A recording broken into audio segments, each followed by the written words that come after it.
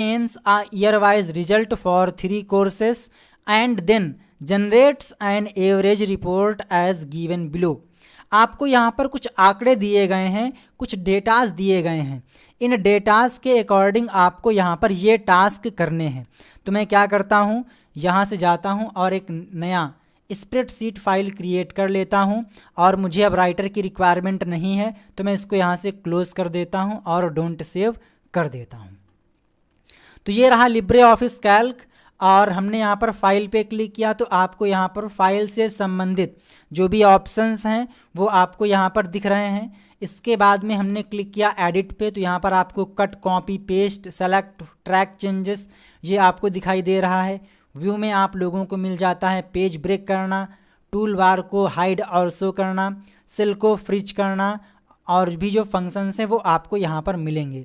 इसी प्रकार से image chart, pivot table, audio video, shape, hyperlink, word art, इन सभी को इंसर्ट करने के लिए आपको आना होता है इंसर्ट मेन्यू में।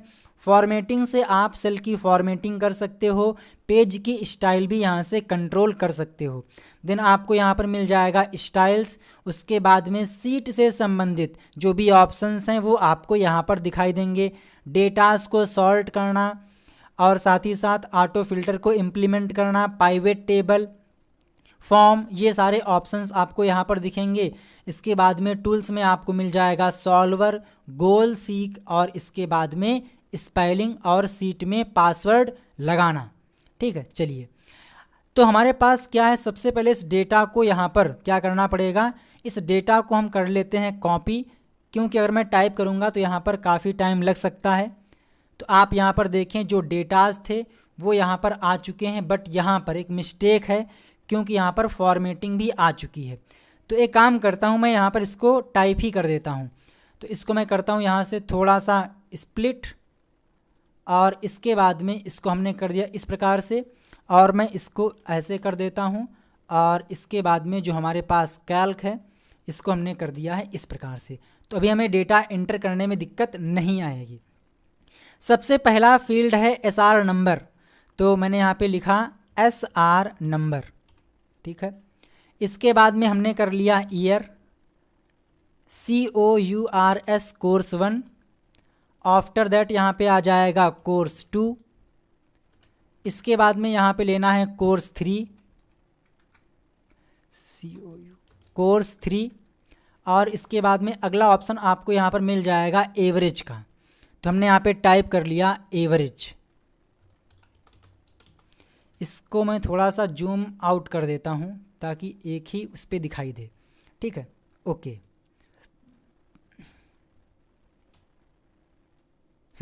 ये रहा अपने पास डेटा। इसको मैं कर देता हूँ बोल्ड, Ctrl+B, ओके। अब यहाँ पर जो क्वेश्चन है उसमें बोला गया है कि create the worksheet shown above, जो ऊपर आपको सीट दी गई है इसको आप क्रिएट करिए और इसको आप किसी भी नाम से सेव कर दीजिए, लेकिन इस बार उसने खुद से नाम दिया है, दैट इज़ कोर्सेस। तो इसको हम जाएंगे फाइल पे, मिलेगा ऑप्शन सेव का, और इसको मैं डेस्कटॉप पे सेव कर देता हूँ और इसका नाम रख देता हूँ कोर्सेस में, क्योंकि ऐसा हमें क्वेश्चन में दिया गया है कोर्सेस, और इसको हमने सेव कर दिया। तो जो ये वर्कशीट है ये सेव हो चुकी है। अगला है use the autofill to put the serial number in the cells. अब यहाँ पर मैं आपको एक चीज़ सिखाना चाहता हूँ कि अगर आपके पास कोई प्रॉब्लम है तो आप उससे कैसे निपटोगे। यहाँ पर टर्म आया है ऑटोफिल, तो अगर आपको नहीं पता होगा तो पहले आप फाइल में जाओगे और यहाँ पर देखोगे कि यहाँ पर ऑटोफिल नहीं है। इसी प्रकार से जाओगे एडिट में और आपको भी यहाँ पर भी नहीं दिखाई देगा। इसके बाद में व्यू पर भी अवेलेबल नहीं है, इंसर्ट में भी अवेलेबल नहीं है, फॉर्मेट में भी आपको देखने को नहीं मिलेगा, स्टाइल में भी आपको नहीं मिलेगा। हाँ, सीट, यहाँ पे आइए सीट में और मिलेगा ऑप्शन फिल सेल्स का, यहाँ पे आप क्लिक कर दीजिए और आप पाओगे यहाँ पर एक ऑप्शन दिया गया है ऑटोफिल। ठीक है, क्योंकि ऑटोफिल के लिए हम लोग यहाँ पर फिल सीरीज़ का यूज़ करते हैं, उसी को हम बोलते हैं ऑटो फिल। तो आपको यहाँ पर लॉजिकल तरीके से चीज़ों को पता होना चाहिए। लेकिन जो ये ऑप्शन है ये अभी डिसेबल है, तो इसको इनेबल करने के लिए सबसे पहले आपको यहाँ पर एक रेंज में सेल को सेलेक्ट करना होगा। तो हमारे पास यहाँ पर 1 2 3 4 5 6 यहाँ पर 6 रोज़ हैं, तो हमने यहाँ पर ले लिया है 5 रो, क्योंकि जो डेटाज हैं वो सिर्फ 5 रोज़ में ही हैं। देन आपको जाना है सीट पे, फिल सेल्स और इसके बाद में फिल सीरीज़, यहाँ पे आप क्लिक कर दीजिए। तो ये आपसे बोल रहा है कि जो आपने सेल सेलेक्ट कर रखी है उसमें मुझे फिल करना है, अपनी तरफ से ऑटो फिलिंग करना है, तो डाउन में करना है या फिर अप में करना है। तो हमने कहा कि ऊपर से नीचे की ओर आना है, मीन्स डाउनवर्ड करना है। देन ये पूछ रहा है कि स्टार्टिंग वैल्यू क्या होनी चाहिए, तो जो आपके पास प्रॉब्लम है इसमें दिया गया है 1, तो आप यहाँ पर लिखोगे 1। इसके बाद में एंडिंग वैल्यू क्या है, तो आप बोलोगे सर 5 है, तो हमने यहाँ पर लिख दिया है 5। और आपको पता है कि 1 के बाद में 2, 2 के बाद में 3, यानी कि यहाँ पर एक एक ऐड करना पड़ेगा, एक एक का इंक्रीमेंट करना पड़ेगा, जो कि यहाँ पर लिखा है। देन हमने ओके पर क्लिक किया तो आप पाओगे यहाँ पर ऑटो फिल फीचर की सहायता से यहाँ पर एक सीरीज जनरेट हो चुकी है। देन आपको ये डेटा मैनुअल तरीके से फिल करना है, क्योंकि इस डेटा को एंटर करने के लिए यहाँ पर कोई भी इंस्ट्रक्शन नहीं दिए हैं। तो मैंने यहाँ पे कर दिया 14, इसके बाद में क्या है 16, और इसके बाद में आ जाएगा 2017 और 2018। इसके बाद जो कोर्स 1 है इसमें आ जाएगा 300, कोर्स 2 में आ जाएगा 450, इसके बाद में क्या है 490, 600, आफ्टर दैट 500। कोर्स 2 में दिया गया है 650, इसके बाद में 500, 400, 650 और 550। कोर्स 3 की बात करें तो 560, इसके बाद में 400, 250, 350 और इसके बाद में 450। देन यहाँ पर लिखा हुआ है कोर्स वाइज एवरेज, तो हमें क्या करना पड़ेगा, इन दोनों सेल को क्या करना पड़ेगा, मर्ज करना पड़ेगा। इस पर आप राइट क्लिक करिए, मिलेगा ऑप्शन मर्ज सेल का। देन आपको यहाँ पर टाइप करना है क्या, कोर्सेस कोर्स वाइज एवरेज। तो ये हमने यहाँ पर डेटा फीड कर लिया है जो कि हमें क्वेश्चन में दिया गया था। अब यहाँ पर आइए आप लोग ऑप्शन डी पे, क्योंकि हम लोगों ने ए बी सी इन तीनों ऑप्शंस को कंप्लीट कर लिया है। ऑप्शन डी में बोल रहा है कि set the column width as follows. जो भी आपके पास वर्कशीट है उसमें जो भी कॉलम की चौड़ाई है उसको आप दिए गए मानक के आधार पे फिट करना है। सबसे पहला जो कॉलम ए है उसमें वैल्यू करनी है 8, यानी कि जो उसकी चौड़ाई है वो रहेगी 8 सेंटीमीटर। तो सिंपली आपको आना है कॉलम ए पे, क्योंकि आपका कॉलम ए है और यहाँ पर जो इंस्ट्रक्शन है ये कॉलम ए के लिए है।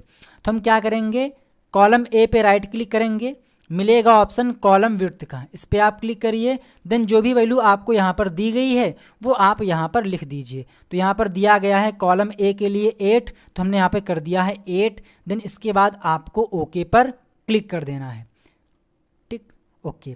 देन बोला गया है कि जो कॉलम बी है उसको करना है 14, तो कॉलम बी पे राइट क्लिक करिए, इसके बाद कॉलम विड्थ और यहाँ पे कर दीजिए 14 और ओके कर दीजिए। इसके बाद में आइए कॉलम सी, तो कॉलम सी में 1 मिनट, हाँ ठीक, कॉलम सी, जो कॉलम सी है उसमें बोला गया है कॉलम सी और कॉलम डी में 15 होनी चाहिए।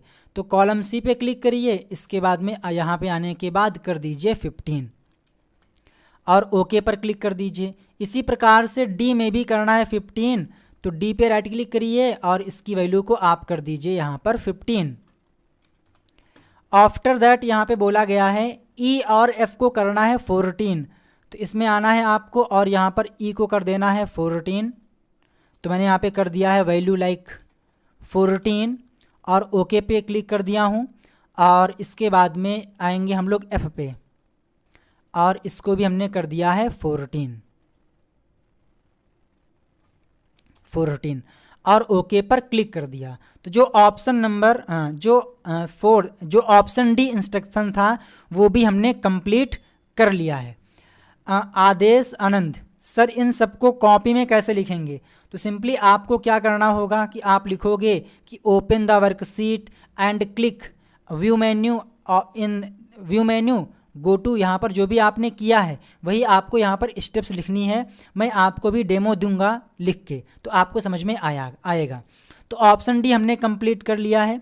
देन आता है option E, complete the report to calculate the course wise average in row 6, यानी कि जो 6th रो है इसमें आपको कोर्स वाइज जो एवरेज है उसको फाइंड आउट करना है।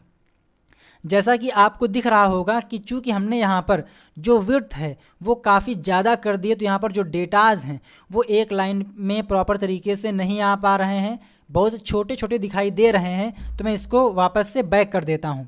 तो हमने किया Ctrl+Z ताकि जो कंटेंट है वो इस प्रकार से आ जाए। हालांकि कैसे करना ये मैंने आपको बता दिया था। चलिए, तो यहाँ पर आपको फाइंड आउट करना है कोर्स वाइज एवरेज।